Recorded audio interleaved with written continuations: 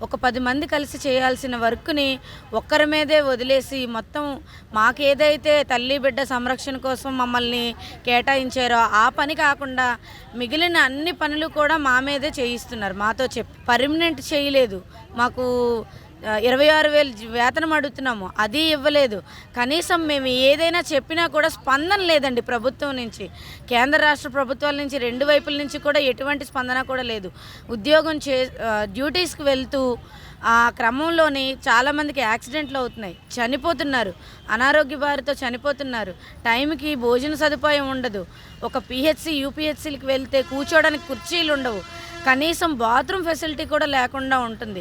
అలాంటివి ఏమైనా చిన్న చిన్న సమస్యలు చెప్పినా కూడా ప్రభుత్వం ఏమీ కూడా అసలు స్పందించటం లేదు. ఏదైనా మనం అడిగామంటే దానికి వాళ్ళు ఏదో ఒక సమాధానం చెప్పాలి. అట్లీస్ట్ సమాధానం కూడా చెప్పకుండా వాళ్ళ మొండి వైఖరితోనే నడుచుకుంటున్నారు.